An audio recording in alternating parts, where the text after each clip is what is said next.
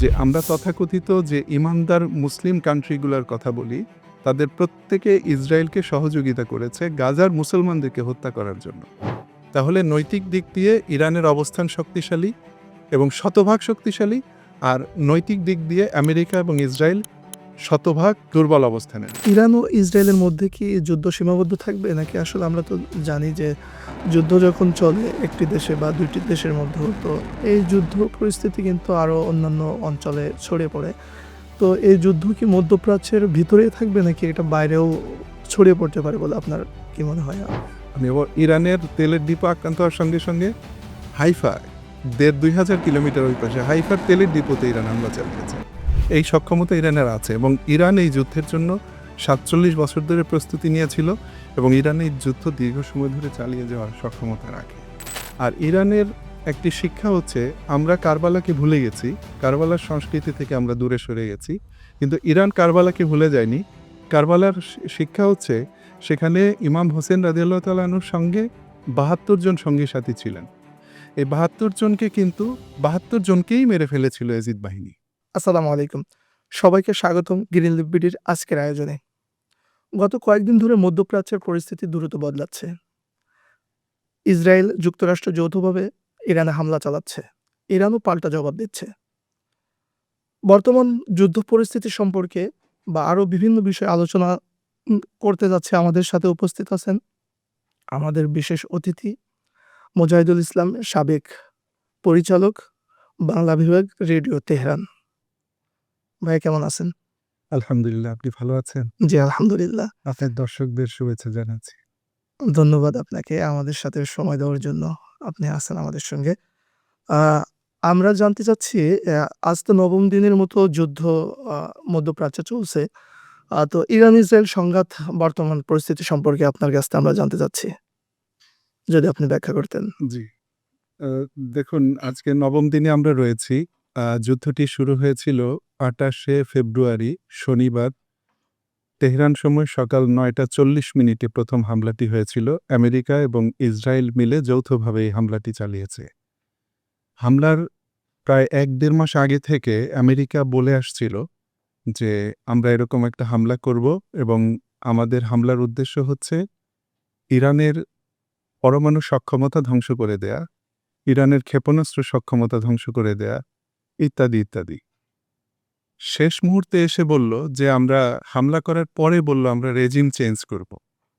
Regime হচ্ছে একটা শব্দ, এটা আমরা ৫ই আগস্টের পরের থেকে ভালো করে জানি। এর আগে ইন্টারন্যাশনালি এই শব্দটি পরিচিত ছিল। যখন আপনি কোনো দেশকে আপনার মিত্র বলে মনে করবেন, তখন বলবেন গভর্নমেন্ট, সরকার। আর যখন এই সরকারটাকে আপনার পছন্দ হবে না, আপনি শত্রু ভাবাপন্ন মনে করবেন, তখন আপনি বলবেন যে এটা রেজিম, এটাকে চেঞ্জ করতে হবে। এটা ভালো জিনিস না।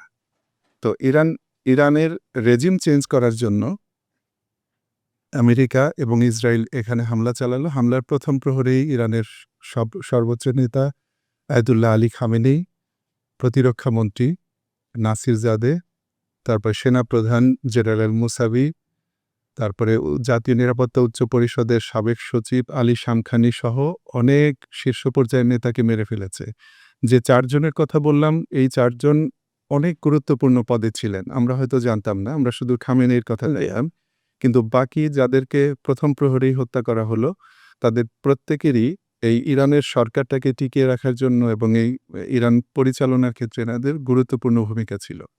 আচ্ছা, এরপরে এখন আমি শুরুটা বললাম, মাঝখানে আপনারা জানেন, এখন পরিস্থিতি এসে যেখানে দাঁড়িয়েছে সেটি হচ্ছে যে, ইরান শুরু থেকে বলেছিল, অর্থাৎ যে খামেনিকে এরা হত্যা করেছে, তিনিই বলে গিয়েছিলেন যে, আমেরিকা যুদ্ধ যদি শুরু করে, আমেরিকা যদি ইরানের উপর হামলা করে, তাহলে আমরা প্রথম প্রহরে ইসরায়েলে পাল্টা হামলা চালাবো।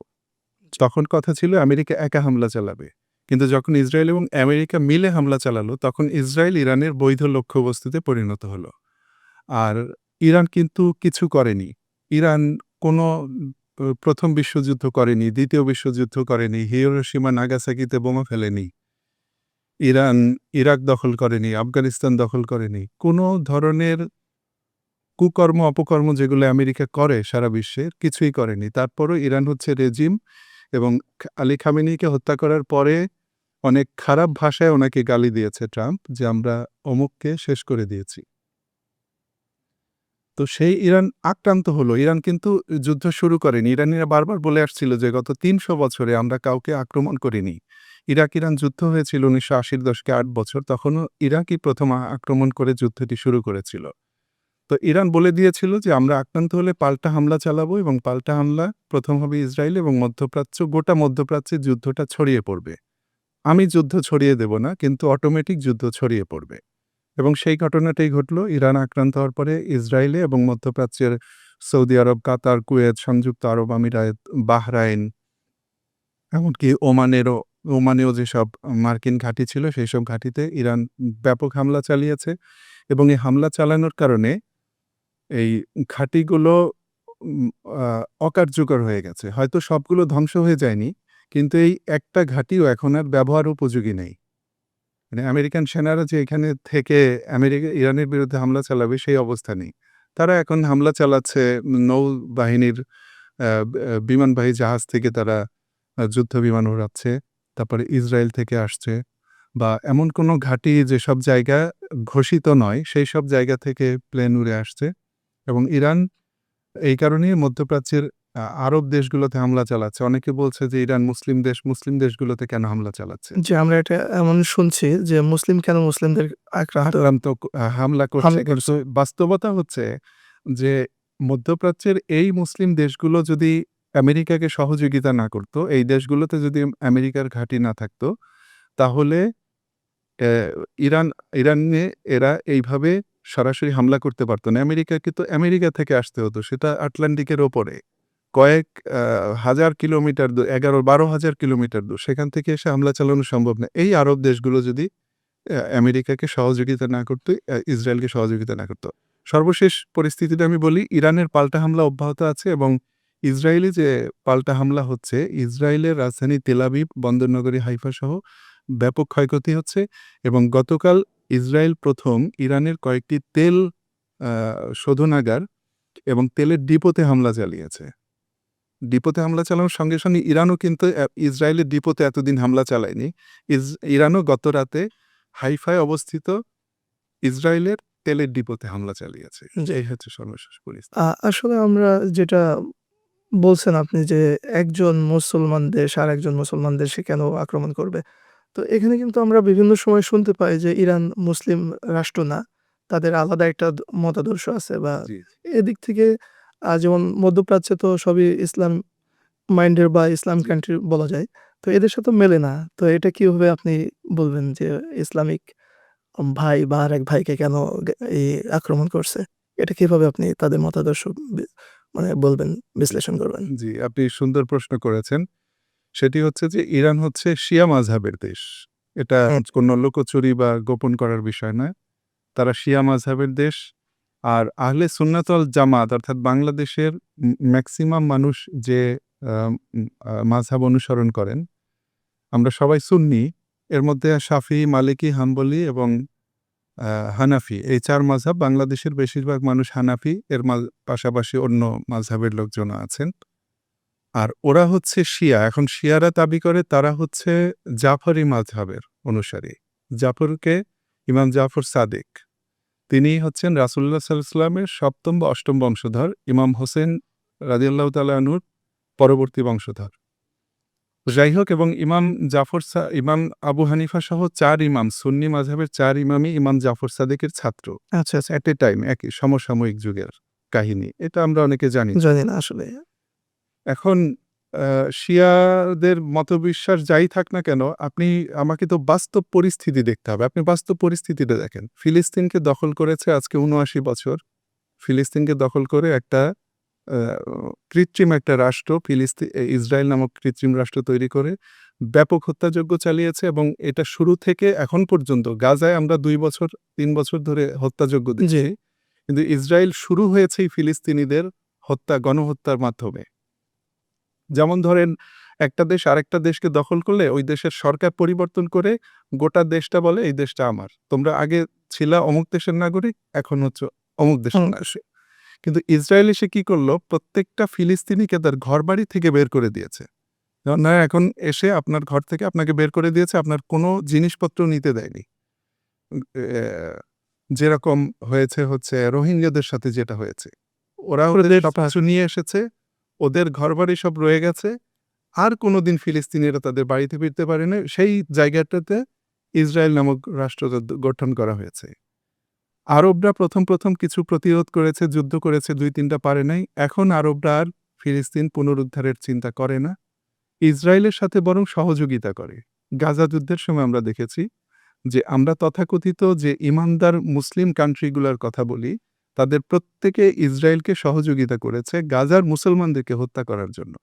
কিন্তু একমাত্র ইরান, সে তার কিছু সহযোগী বাহিনী আছে, লেবাননে আছে কিছু, ইয়েমেনে আছে, তারপরে ইরাকে আছে, সিরিয়ায় ছিল। এদেরকে নিয়ে ইরান তার সাধ্য অনুযায়ী যতটা পেরেছে সে গাজাবাসীর পাশে দাঁড়িয়েছে। এখন ইমানের দিক থেকে যদি আমরা প্রশ্ন করি তাহলে কি দেখতে পাই? তারপরে এখন ইরান আক্রান্ত হয়েছে একমাত্র ইসরায়েলের বিরোধিতা করার কারণে।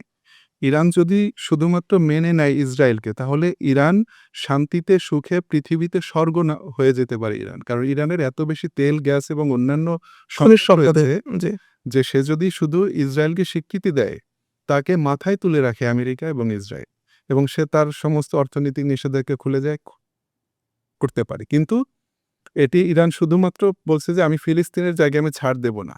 আজকে যে ইরান আক্রান্ত হচ্ছে, হাজার মানুষ মারা যাচ্ছে, তাদের সুপ্রিম লিডারকে হারাতে হলো, বড় ক্ষতি হয়ে গেল, এবং এখন পর্যন্ত ইরানকে মানে ভয়াবহ রকমের পরিস্থিতির মোকাবিলা করতে হচ্ছে। বিশ্বের সবচেয়ে বড় পরাশক্তিকে মোকাবিলা করতে হচ্ছে শুধুমাত্র ফিলিস্তিনের কারণে।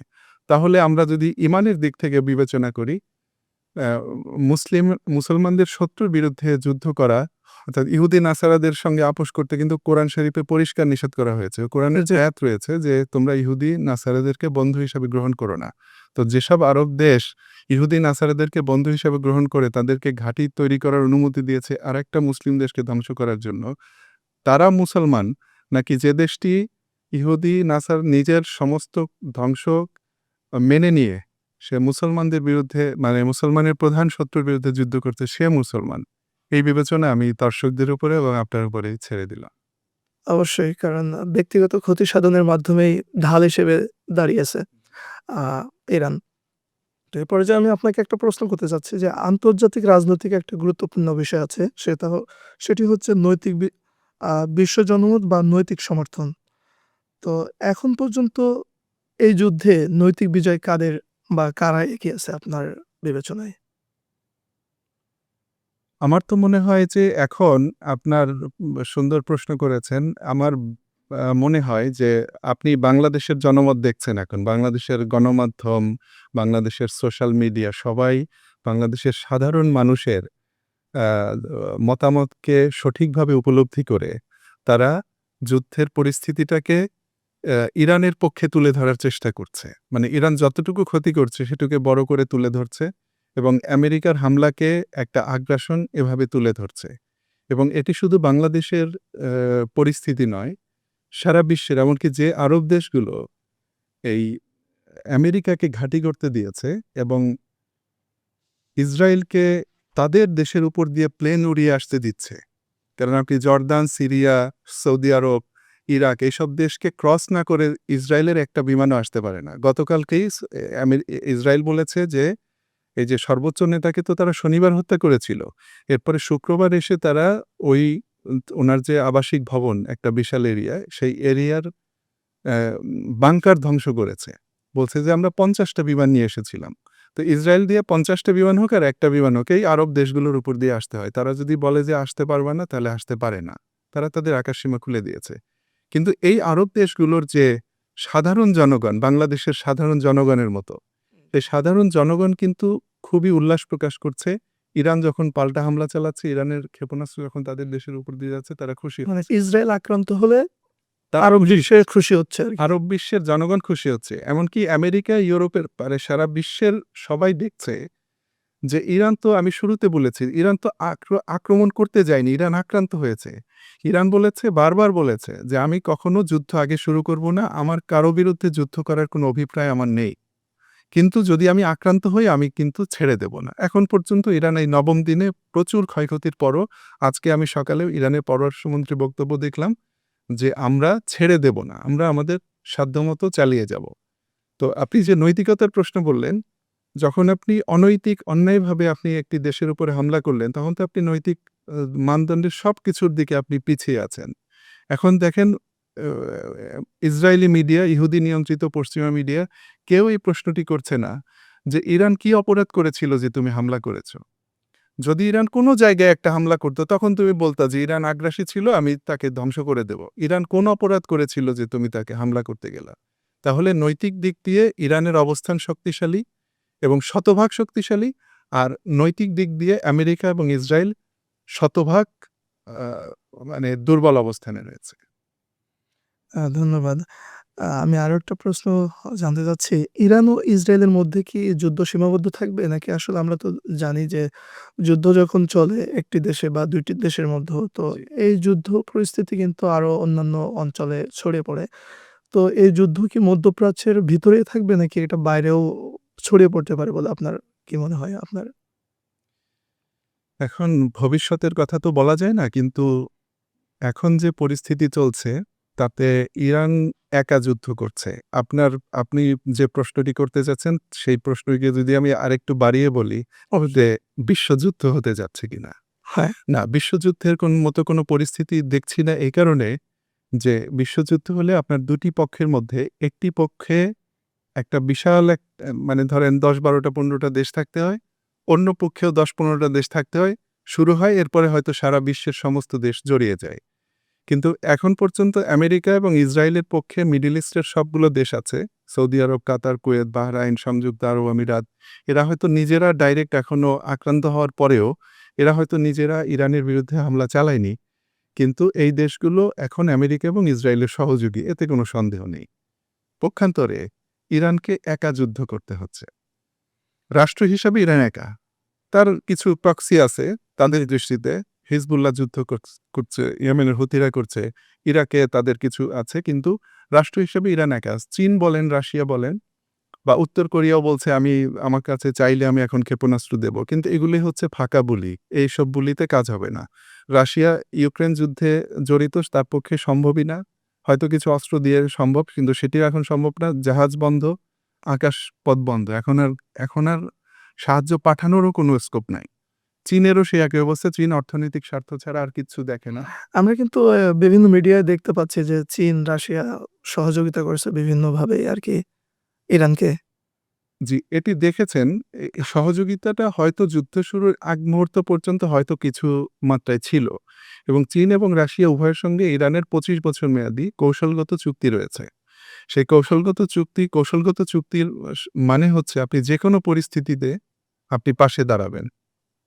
কিন্তু চীন এবং রাশিয়ার ভাব দেখে এখন পর্যন্ত মনে হচ্ছে না যে তারা সহযোগিতা ইরানে সহযোগিতা করবে। মানে ডাইরেক্ট সৈন্য পাঠিয়ে যুদ্ধ করা এটা কোনদিনই করবে না।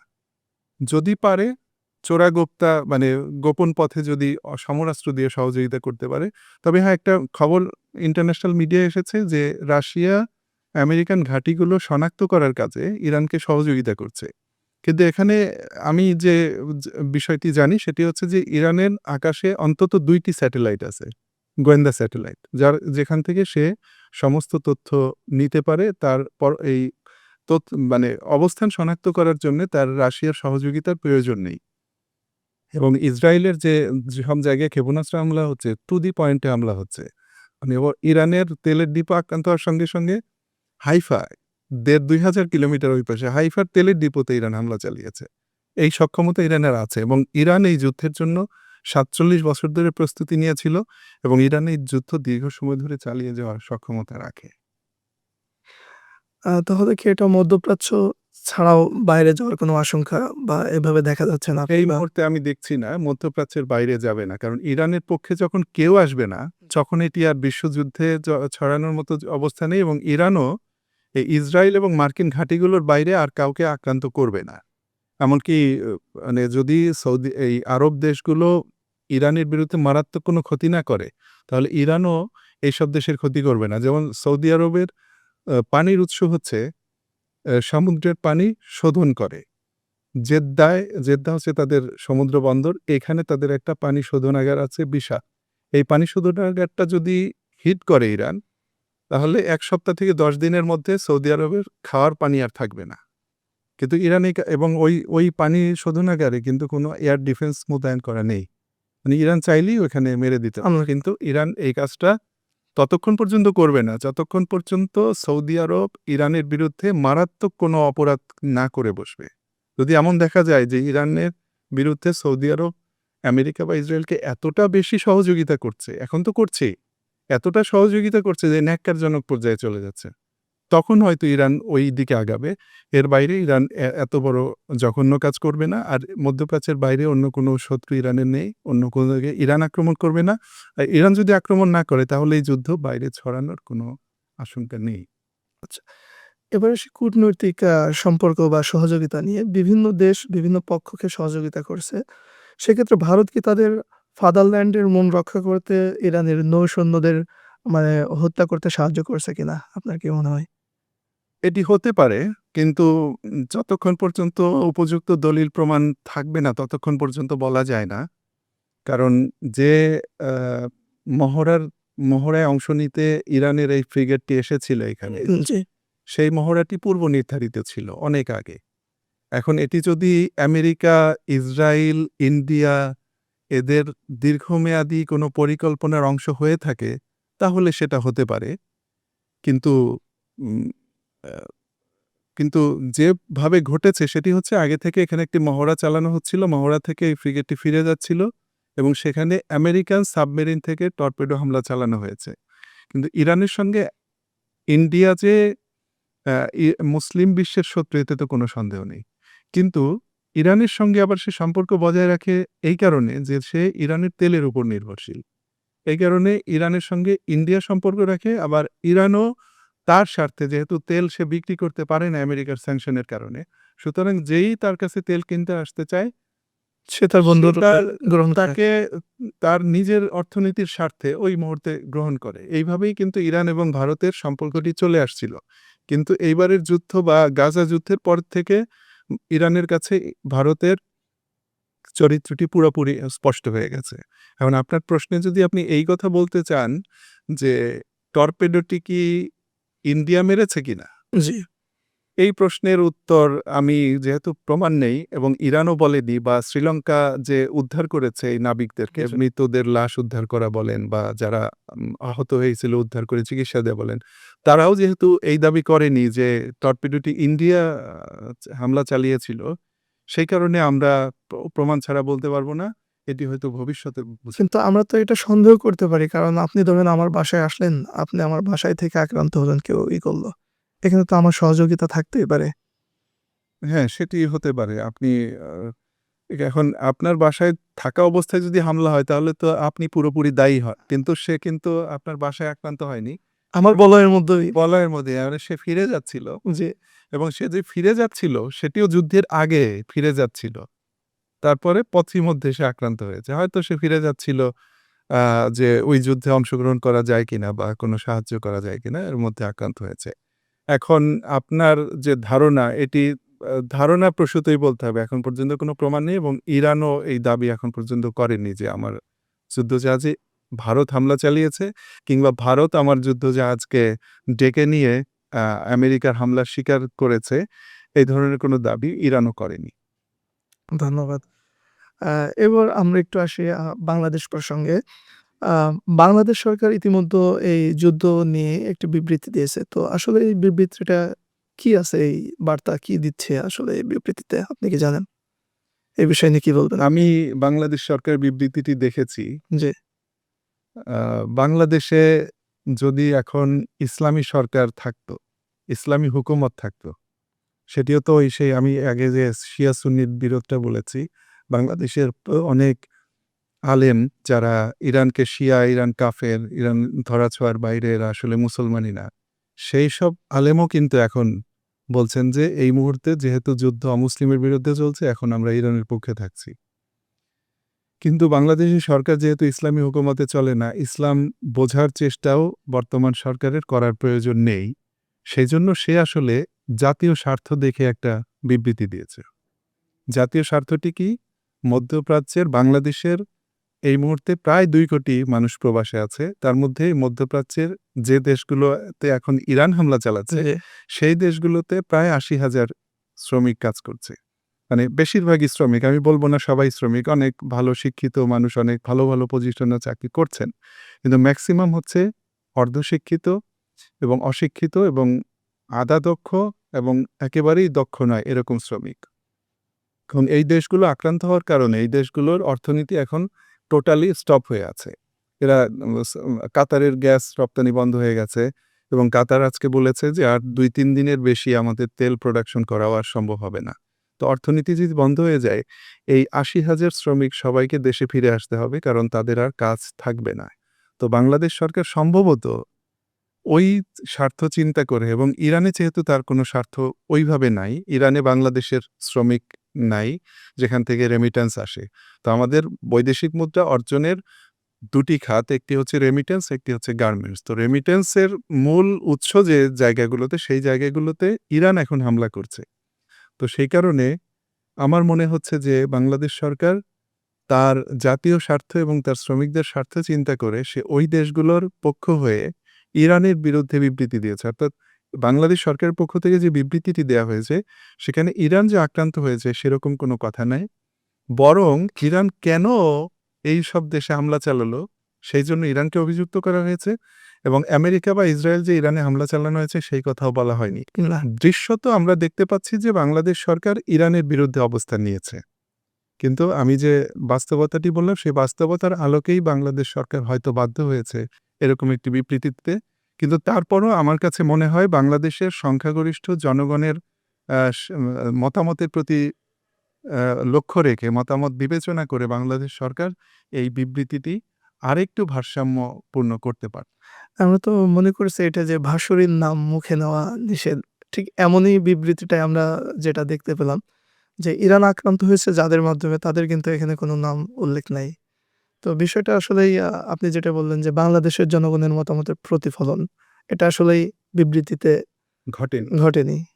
জি, জি, আপনি ঠিকই বলেছেন। ওই আমেরিকা এখন সুপার পাওয়ার, আপনি স্বীকার করেন বা না করেন, এটা ইরানও বলে আমেরিকা সুপার পাওয়ার।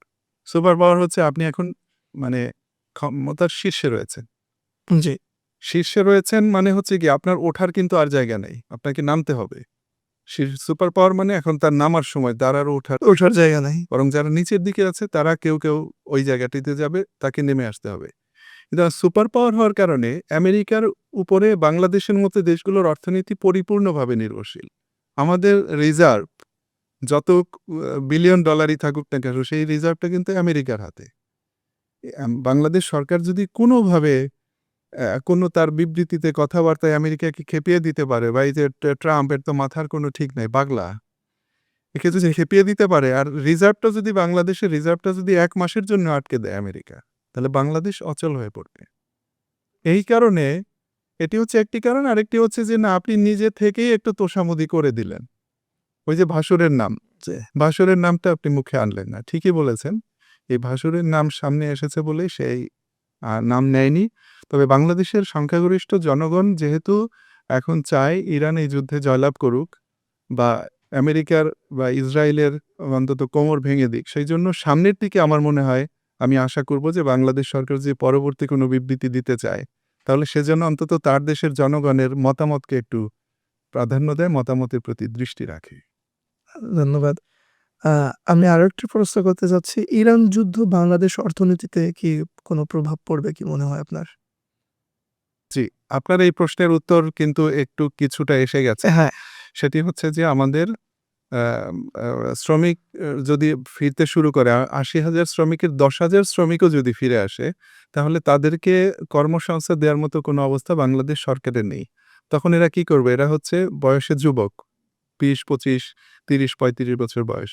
এদের যখন করার কিছু থাকবে না, এরা তখন নানান ধরনের আইন বিরোধী অসামাজিক কার্যকলাপে জড়িয়ে পড়বে, বিভিন্ন ধরনের খারাপ কাজে জড়িয়ে পড়বে। তাহলে দেশে একটা বিশৃঙ্খলা দেখা দেবে। আর তেল এবং গ্যাস যদি এভাবে বন্ধ থাকে, এই হরমুজ প্রণালী দিয়ে তেল এবং গ্যাসের আসা যদি বন্ধ থাকে, তাহলে শুধু বাংলাদেশ না, সারা বিশ্ব অর্থনৈতিকভাবে ক্ষতিগ্রস্ত হবে। তেল এবং গ্যাসের চাহিদা মারাত্মক আকার দেখা দেবে সেক্ষেত্রে বাংলাদেশে এর প্রভাব পড়বে, আর বাংলাদেশে অলরেডি পড়ে গেছে। আপনি দেখেছেন যে মানে তেলের রেশনিং শুরু করেছে। গাড়ি এবং মোটরসাইকেল ওরা তেল পাচ্ছে না। বিশাল, আমি যে এখন আসার সময় দেখে আসলাম প্রত্যেকটা পেট্রোল পাম্পে বিশাল, বিশাল লাইন সিএনজি ফিলিং স্টেশনগুলোতে। এই হচ্ছে এই ক্ষতি। আরেকটা ক্ষতি পড়বে হচ্ছে গার্মেন্টস শিল্পের উপরে। আমাদের যে আরেকটি বৈদেশিক মুদ্রা অর্জনকারী খাত, সেই খাতে যদি আপনাকে বিদ্যুৎ সাপ্লাই দিতে আপনি না পারেন, তাহলে গার্মেন্টস খাতটিও পচে যাবে। আপনাকে এখানে নিরবচ্ছিন্ন বিদ্যুৎ আপনাকে গার্মেন্টস শিল্পে চালু রাখতে হবে। চালু রাখার জন্য আপনাকে তেল গ্যাসের চালানটি, সরবরাহটি অক্ষুণ্ণ রাখতে হবে। কিন্তু সেটি যদি না পারা যায় তখন সমস্যা। এখন কি করতে হবে? আমরা যারা সাধারণ মানুষ আছি, আমাদের অ্যা এই যে বিদ্যুৎ ব্যবহারে সাশ্রয়ী হতে হবে দেশের স্বার্থে। আমরা যাতে এটা করি। তারপরে যাদের গাড়ি আছে তারা প্রাইভেট কার এখন বের না করি। ১৬০০ সিসির চেয়ে নিচে যেসব গাড়ি আছে এগুলো রাস্তায় বের করাই এখন উচিত না। যার যতটা সম্ভব পাবলিক ট্রান্সপোর্টে, বাসে, মেট্রোতে চলাচল করা উচিত, যাতে তেল এবং জ্বালানির খরচ কমানো যায়। আর সরকারের পক্ষ থেকে যেটি করতে হবে সেটি হচ্ছে যে বিয়েবাড়িতে একটা বিশাল আলোকসজ্জা হচ্ছে। এটাকে বন্ধ করতে হবে সরকারের পক্ষ থেকে। কিংবা একটা শপিং মলে বিশাল আলোকসজ্জা হচ্ছে। এগুলি বন্ধ করতে হবে। বন্ধ করে তাকে গার্মেন্টস খাতটাকে বাঁচিয়ে রাখার চেষ্টা করতে হবে। তাহলে আমি সমস্যাগুলি কী সমস্যা হতে পারে সেটিও বললাম। সমাধানেরও একটা আ উপায় বললাম আমার দৃষ্টিতে। এখন বাকি যে সরকার আছে, সরকারের উচ্চ পর্যায়ে আরও অনেক বড়, বড় চিন্তা করার মতো মানুষ আছে। তারা আশা করছি ব্যবস্থা নেবে। আমি আপনাকে আরেকটা জিনিস জানতে চাচ্ছি আপনার কাছ থেকে, সেটা হলো এই যুদ্ধ শেষ কোথায়? বা এই যুদ্ধ মানে শান্তিপূর্ণ অবস্থানে যাওয়ার বা যুদ্ধটা থেমে যাক, এমন কোনো পরিস্থিতি হোক, কোন মাধ্যমে হতে পারে আপনার দৃষ্টিতে? জি, খুব ভালো প্রশ্ন করেছেন। দেখেন, এই যুদ্ধটি আমেরিকা করছে এখানে। কিন্তু আমেরিকার পক্ষ থেকে, ট্রাম্পের পক্ষ থেকে বা মার্কিন সরকারের পক্ষ থেকে মার্কিন প্রতিরক্ষামন্ত্রী পিটার হেগসেট বা তার পররাষ্ট্রমন্ত্রী মার্কো রুবিও বা ট্রাম্প কেউই এখন পর্যন্ত কোনো যুক্তিপূর্ণ কারণ দেখাতে পারেনি যে আমেরিকা কেন এখানে হামলা চালালো। কিন্তু ইসরায়েলের পক্ষ থেকে কারণ আছে। কারণ আমি শুরুতে বলেছি যে ইসরায়েলকে ইরান মেনে নেয়নি। মেনে নেয়নি মানে হচ্ছে তোমাকে আমি যখনই সুযোগ পাবো তোমার অস্তিত্ব আমি শেষ করে দেব। সোজা কথা। ইসরায়েল এটা জানে। ইসরায়েল এটা জানে বলেই ইসরায়েলের প্রতিটি কর্মই তো অনৈতিক। অবশ্যই এটা তো জি, ইসরায়েলের প্রতিটি কর্মই, সে তো কোনো সোজা কাজ করে না। সে মানে হত্যা, ধ্বংসযজ্ঞ এবং প্রতারণা। এই ৩ টি মূলনীতির উপরে ইসরায়েল টিকে আছে। তো এখন ইসরায়েল তার অস্তিত্বের স্বার্থে সে আমেরিকাকে এই যুদ্ধে জড়িয়েছে। কারণ নেতানিয়াহু কিন্তু আজকের প্রধানমন্ত্রী। নেতানিয়াহু এখন থেকে ২০-২৫ বছর আগে থেকে প্রধানমন্ত্রী, মাঝখানে ছিলেন না, আবার এসেছেন। তো তিনি বলেছেন যে আমরা, এবং গণমাধ্যমে এসেছে যে ইরানের এই সরকার ইসলামী বিপ্লবের পরে ১৯৭৯ সালে, এখন থেকে ৪৭ বছর আগে ইসলামী বিপ্লব প্রতিষ্ঠিত হওয়ার পর থেকে এখন পর্যন্ত ইসরায়েলের প্রতিটি প্রধানমন্ত্রী আমেরিকার প্রত্যেক প্রেসিডেন্টকে চেষ্টা করেছে যে আপনি একটু ইরানে হামলা চালান, আপনি একটু ইরানে হামলা চালান। কিন্তু সেই প্রেসিডেন্টগুলো এখন পর্যন্ত যারা ছিলেন এর আগে, রিপাবলিকান হোক, ডেমোক্র্যাট হোক, তারা বুদ্ধিমান ছিলেন, তারা একটু বুদ্ধি নিয়ে কাজ করতে, তাদের মগজ কাজ করত। কিন্তু এই ট্রাম্পের মগজ তো কাজ করেই না, স্ক্রুও কিছু ঢিলা আছে। ঢিলা আছে কেন? আমি একটু ব্র্যাকেটে একটু কথা বলে নিই। সেটা হচ্ছে যে ট্রাম্প পরশুদিন বলল যে ইরানের যে নতুন সুপ্রিম লিডার নির্বাচিত হবেন সেই প্রক্রিয়ায় আমাকে থাকতে হবে। এখন বলেন, আপনি বলবেন যে স্ক্রু ঢিলা, ঢিলা না, ওর স্ক্রুটা খুলে পড়ে গেছে। আমার কাছে মনে হয়েছে তার এই বক্তব্য শোনার পরে যে ওর মাথার স্ক্রুটা খুলে আসলে পড়ে গেছে। তো সেই আমেরিকাকে, মানে বোকা হলেই তো মানুষ জড়াতে পারে। নেতানিয়াহু সফলভাবে আমেরিকাকে এই যুদ্ধে জড়িয়েছে। কিন্তু মূল যুদ্ধ কিন্তু ইরান এবং ইসরায়েলের। অর্থাৎ ইরান ইসরায়েলের অস্তিত্বকে মেনে নেয়নি, ইসরায়েল ইরানকে শেষ করে দেবে। তাহলে আমরা যুদ্ধের ভবিষ্যৎ নিয়ে আপনি প্রশ্ন করেছেন। সেটি হচ্ছে যে ইরান যতক্ষণ পর্যন্ত যুদ্ধ টেনে নিয়ে যেতে পারবে ততক্ষণ পর্যন্ত ইরান যুদ্ধ টেনে যাবে। আর ইরানের একটি শিক্ষা হচ্ছে, আমরা কারবালাকে ভুলে গেছি। কারবালার সংস্কৃতি থেকে আমরা দূরে সরে গেছি। কিন্তু ইরান কারবালাকে ভুলে যায়নি। কারবালার শিক্ষা হচ্ছে সেখানে ইমাম হোসেন রাদিয়াল্লাহু তাআলা আনহুর সঙ্গে ৭২ জন সঙ্গী সাথী ছিলেন। এই ৭২ জনকে কিন্তু ৭২ জনকেই মেরে ফেলেছিল এজিদ বাহিনী। এবং এরকম ছিল না যে একটা বোমা মেরে ৭২ জনকে মেরে ফেলেছে। যুদ্ধটা হচ্ছিল এরকম, একজন একজন যাচ্ছিলেন, তিনি ইমাম হোসেনের শিবিরের সবাই ছিলেন বীর যোদ্ধা। একজন একজন করে যাচ্ছিলেন এবং তিনি ৮-১০ জন করে এজিদ বাহিনীর সৈন্যকে পরাজিত করে শেষ পর্যন্ত শহীদ হয়ে যাচ্ছিলেন। ধরুন ৭০ জন শহীদ হয়ে গেছেন আর ২ জন বাকি আছে। এখন তো আত্মসমর্পণ করার কথা যে ভাইরে তোদের সাথে আমি পারবো না। না, এখানে হচ্ছে সত্য এবং মিথ্যার লড়াই, হক এবং বাতিলের লড়াই। এখানে আপনাকে বাতিলের বিরুদ্ধে যুদ্ধ করার সময় এটি দেখলে হবে না যে আমি যুদ্ধে পারবো কি পারবো না, আমি এখন শত্রুর হাতে বায়াত নেব কি নেব না। ট্রাম্প বারবার বলছে আত্মসমর্পণ করো, পরিপূর্ণ আত্মসমর্পণ। সে এজিদ বলেছিল বায়াত নাও, আর এখানে ট্রাম্প বলছে আত্মসমর্পণ করো। সিচুয়েশনটা সেম। এবং ইরানি জনগণ যেহেতু কারবালাকে ধারণ করে, এরা শেষ মুহূর্ত বলছে ইরানের জনগণ ৮ কোটি জনগণ, ৭,৯,৯৯,০৯৯ জন মানুষকে যখন মেরে ফেলবে, তারপরে একজন যতক্ষণ বেঁচে থাকবে ততক্ষণ তারা হাল ছাড়বে না, ততক্ষণ তারা এই যুদ্ধ চালিয়ে যাবে। তাহলে যুদ্ধের শেষ কোথায়? যুদ্ধের শেষ হচ্ছে হয় ইরান ধ্বংস হয়ে যাবে অথবা ইসরায়েল ধ্বংস হবে। আমি এখন পর্যন্ত যুদ্ধের যে সিচুয়েশন দেখছি, এর অন্য কিছু আমি এখানে লক্ষ্য করছি না। আমেরিকা কতদিন যুদ্ধ চালাতে পারবে সেটি তার অর্থনীতি এবং সেটি তার দেশের চাপ নির্ভর করবে। কারণ সে এসেছিল রেজিম চেঞ্জ করতে, ইরানের রেজিম চেঞ্জ করতে। সামনে মধ্যবর্তী নির্বাচন আছে, আমেরিকার কংগ্রেসের মধ্যবর্তী নির্বাচন। এর ভিতরে কংগ্রেসের অনুমতি নিয়ে ট্রাম্প যুদ্ধ শুরু করেনি। কংগ্রেস ট্রাম্পকে ইমপিচ করে ফেলতে পারে, মানে ট্রাম্পের ক্ষমতা চলে যেতে পারে। ইরানের খামেনির রেজিম চেঞ্জ করতে এসে ট্রাম্পের নিজের রেজিম চেঞ্জ হয়ে যেতে পারে। আর আমেরিকা যদি এই যুদ্ধ থামিয়ে দেয়, আমেরিকা যদি এই যুদ্ধ থেকে পিছ টান দেয়, তখন যুদ্ধ হবে ইরান এবং ইসরায়েলের মধ্যে। তখন ওই অস্তিত্বের লড়াই, হয় ইরান ইসরায়েলকে শেষ করবে অথবা ইসরায়েল ইরানকে শেষ করবে। কিন্তু ইহুদিদের যে রাষ্ট্রের যে সিস্টেম, তারা ৮০ বছরের বেশি এখন পর্যন্ত টিকে নেই কোনোদিন। আর তাদের ধর্মগ্রন্থ, যেটা আগে আমরা তাওরাত বলি, ওরা এখন তোরা বলে, সেই তোরাতেও আছে যে তোমরা ৮০ বছরের বেশি শাসন করতে পারবা না। ৭৯ বছর চলছে, ৮০ বছর হতে আর বেশি বাকি নেই। তাহলে আমরা সেরকম একটা আশা করতে পারি আমাদের মানে ক্ষমতা দ্বার প্রান্তে বলতে পারে না। আমরা মুসলমান হিসেবে এই আশা করতে পারি যে ৮০ বছরের মাথায় গিয়ে ইসরায়েল শেষ হয়ে যাবে এবং এই শেষটার শুরুই হয়তো এই যুদ্ধের মাধ্যমে হয়েছে। আচ্ছা, আচ্ছা। আমি একবার প্রসঙ্গ বাদেই একটি কথা বলতে চাচ্ছি। সেটা হচ্ছে আ এমন সুফরিন পাওয়ার আপনার যে রাষ্ট্র, যুক্তরাষ্ট্র, এমন রাষ্ট্রের প্রধান কিভাবে পাগলাটে? আপনি যেটা বললেন ট্রাম্প তো পাগল। এ পাগল কিভাবে নেতা হয়? বা কিভাবে দেশ পরিচালনায় আসলো? ওখানকার জনগণও তো শিক্ষিত, বা তারা সবসময় দেখা যায় যেহেতু সুপ্রিম পাওয়ার বা একটা কান্ট্রি সবসময় বিশ্বকে লিড দিচ্ছে, সেখানকার মাথা কিভাবে এরকম পাগলাটে লোক জি, আসে? আপনি ভালো প্রশ্ন করেছেন। আমি ট্রাম্প যে পাগল বা ওর মস্তিষ্কে যে সমস্যা, এটা তো আমি দাবি করিনি। আমি বলেছি যে সে তার কথাগুলো কি? সে যে কথাটি বলেছে, জি। ইরানে হামলা চালিয়ে ইরানের সর্বোচ্চ নেতাকে সে হত্যা করেছে। তারপরে বলছে যে এরপরে কে নেতা হবে সেই নেতা নির্বাচনের ওখানে আমাকে নিতে হবে। তারপরে সে আরও কথা বলেছে যে ইরানের সশস্ত্র বাহিনী, যেটা ইসলামী বিপ্লবী গার্ড বাহিনী IRGC, তাকে বলেছে তোমরা এখন আত্মসমর্পণ করো। তোমাদের মধ্যে যারা আত্মসমর্পণ করবা তারা জানে বেঁচে যাবা, নইলে কিন্তু মারা যাবা। অনেকটা ওই আমাদের দেশের ৫ই আগস্টের বিপ্লবের সময়ের মতো। মানে ছাত্ররা বলছিল পুলিশ বাহিনীকে যে তোমরা এখনো আত্মসমর্পণ করো, তোমরা সরকারের কথা শুনো না, তোমরা বেঁচে যাবা। তোমরা আমরা সাধারণ মানুষের টাকায় তোমরা চলো, তোমরা আমাদের বিরুদ্ধে অস্ত্র ধরো না। কথাটি সেরকমই। এখন মূল প্রসঙ্গে আসি, সেটি হচ্ছে যে এরকম একজন পাগলা লোক কিভাবে প্রেসিডেন্ট হলো? জি, মূল প্রশ্ন। সেটি হচ্ছে যে দেখেন, প্রত্যেকটি দেশেরই রাজনীতির একটা প্রক্রিয়া রয়েছে। যেমন আমাদের দেশে একজন প্রধানমন্ত্রী হতে হলে বা একজন মন্ত্রী হতে হলে তাকে তৃণমূল পর্যায় থেকে রাজনীতি করতে, করতে আসতে হয়।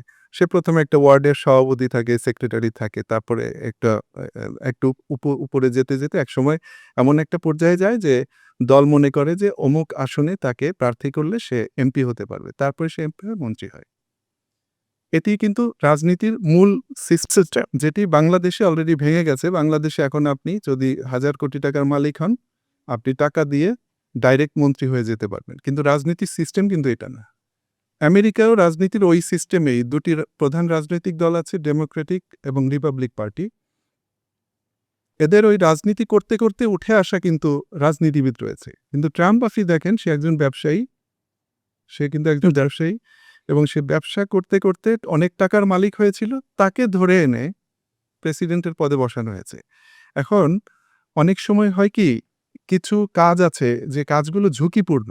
আপনি যখন বুদ্ধি দিয়ে করতে যাবেন, আপনি ১০০ বার চিন্তা করবেন এই কাজটি করব কি করব না, করব কি করব না। কিন্তু আপনার মাথা যদি পাগল হয়, আপনার মস্তিষ্কে যদি একরোখা এবং একগুঁয়েমি গোয়ার ভাব থাকে, তখন কিন্তু আপনি করব কি করব না আর চিন্তা করবেন না। আপনি ডাইরেক্ট ওই কাজটি করে বসবেন। তো আমেরিকার সামনে এমন কিছু কাজ সামনে বাকি ছিল, যেই কাজগুলো করার জন্য এরকম একজন গোয়ার প্রকৃতির লোকের প্রয়োজন ছিল, যে চিন্তাভাবনা না করেই চোখ বন্ধ করে ডাইরেক্ট অ্যাকশনে চলে যাবে। সেই অ্যাকশনের একটা অ্যাকশন ছিল ইরানকে আক্রমণ করা। ইরানে আক্রমণ কিন্তু সেই ২০০৩ সালে যখন ইরাক আগ্রাসন চালিয়েছিল আমেরিকা, তখন থেকেই ইরানে হামলা চালানোর কথা হয়ে আসছিল। কিন্তু কোনো প্রেসিডেন্ট এখন পর্যন্ত সাহস করেন। তাহলে এমন একজন লোকের দরকার ছিল, যে লোকটা চোখ বন্ধ করে হামলা করবে এবং এই অঘটনগুলো ঘটাবে, তারপরে যা হয় হবে। আমার মনে হয় এই ধরনের কিছু অঘটন ঘটানোর জন্যই ট্রাম্পকে আনা হয়েছে। অথচ দেখে না, ট্রাম্প বারবার বলেছে আমি যুদ্ধ চাই না, আমি পৃথিবীর কোথাও যুদ্ধ চাই না, এমনকি আমি ক্ষমতায় আসলে ইউক্রেন যুদ্ধ ২৪ ঘন্টার মধ্যে বন্ধ করব। ২৪ ঘন্টার জায়গায় এখন ২০ মাসের বেশি হয়ে গেছে, সে যুদ্ধ বন্ধ করেনি, বরং সে নিজেই একটা যুদ্ধে জড়িয়ে পড়ছে। ধন্যবাদ। এত সময় কথা বলে অনেক ভালো লাগলো। আ অবশ্য আমাদেরকে আরো সময় দিবেন নেক্সটে। আ আমাদের গ্রিন লিফ বিডি সম্পর্কে আপনার কাছ থেকে দর্শকদের কিছু বলতে হবে। আপনাকেও ধন্যবাদ। আপনার দর্শকদের ধন্যবাদ। গ্রিনলিফ বিডি প্রতিষ্ঠানের জন্য আমি উত্তরোত্তর সাফল্য কামনা করছি। আপনারা গ্রিনলিফ বিডির সঙ্গে থাকুন। এই প্রতিষ্ঠানকে সামনের দিকে এগিয়ে নিয়ে যাওয়ার ক্ষেত্রে সর্বোচ্চ সহযোগিতা করুন। আর আমাকেও আপনার এই অনুষ্ঠানে আমন্ত্রণ জানানোর জন্য অনেক, অনেক ধন্যবাদ এবং কৃতজ্ঞতা জানাচ্ছি। আপনাকেও আবারও ধন্যবাদ যে আমাদের সময় দেওয়ার জন্য। আপনার মূল্যবান সময় ব্যয় করে আমাদের সাথে ছিলেন। এটা অসংখ্য ধন্যবাদ। যুদ্ধের বাস্তবতা সবসময় জটিল এবং এর প্রভাব অদূর পর্যন্ত পৌঁছে যায়। আজকের আলোচনায় আমরা যুদ্ধ পরিস্থিতি সম্পর্কে সহজভাবে তুলে ধরার চেষ্টা করেছি। আশা করি দর্শকদের বুঝতে সুবিধা হবে। আজ এই পর্যন্তই। আপনারা সবাই আমাদেরকে সাপোর্ট দিবেন এবং বিভিন্নভাবে পরামর্শ দিয়ে পরবর্তী এপিসোডে কেমন আলোচনা হবে এ সম্পর্কে পরামর্শ দিবেন। ধন্যবাদ সবাইকে।